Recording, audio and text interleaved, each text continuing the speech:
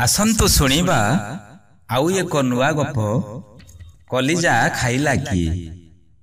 गपटी को लिखिछंती परशुराम बेहेरा, कथन प्रदीप मल्लिक। कलिजा खाइला किए।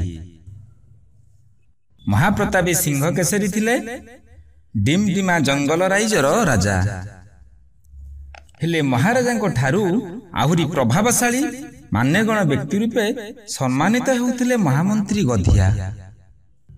असलरे गधिया तार इच्छा अनुसार राज्य चलाउथिला।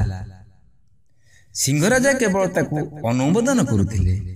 महाराजा सिंह थिले जेतिकी बुद्धू, महामंत्री गधिया थिला सेतिकी चतुर।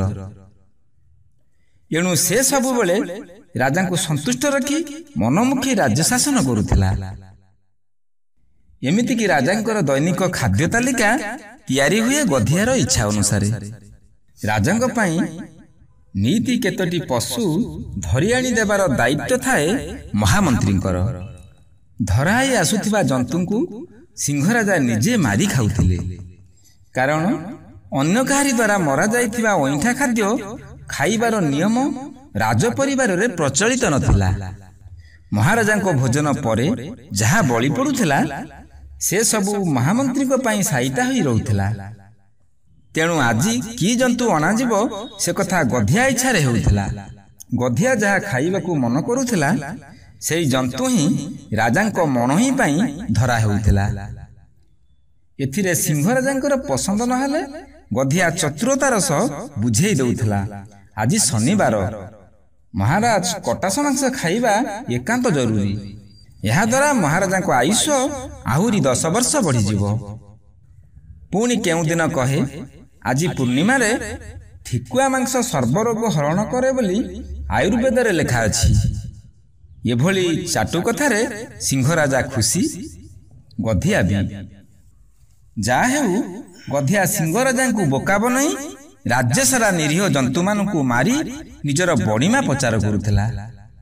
एमिति दिने गधिया सिंहराजा पाखकू धरी आनिथिला संबरटी। महामंत्री गधिया गाधोई पाधोई आउ टिके परे आसीबे। संभर बिचरा कांदु थाए। आउ अल्प समय परे ता जीवन जीव सिंह हातरे। किछि गोटे फंदी फिकर करी बंचिबार बाट खोजी बसिला से। देखु देखु सिंहराजा गोड़ हाथ धोई आसी पहुंची गले ता पाखरे। संबर भୟରେ काकुस्थ होई दंडवतटिए पकई कहिबारे लागिला, मणिमा एमिति महापाप कथा मु आगुरु देखि नथिली। ए कथा आपनकु केही भୟରେ कहु नांते सिना, हेले मोर भय नाही। आउ टिके परे मु मरिबी, मोर भय काहाकू? सिंहराजा केसर फुलेई कहिले, कौन होईची कह? संभर कहिला, महाराज कहारी ओइठा खाइबा राजकीय रीतिनीति मध्यरे नाही। मात्र सबुदिन आपन को महामंत्री गधियार ओइठा खाइबा को पड़ुची। ये अपमान केवल आपनकर नुहे, सारा डिमडिमा जंगल राइजर राज सिंहासन ओ प्रजा मानकर भी अपमान। सिंहराजा एबे किछि न बुझी मध्य रागरे लांजू को तले पिटी देई चित्कार करी उठिले, कह से मूढ़ केमिति ओइठा खोईची मते? संभर डरी मरी कहिला, महाराज प्रतिदिन आपनक पई आसुथिबा पशु मानकर कलिजा गुडी को आगो महामंत्री खाई देई थांती।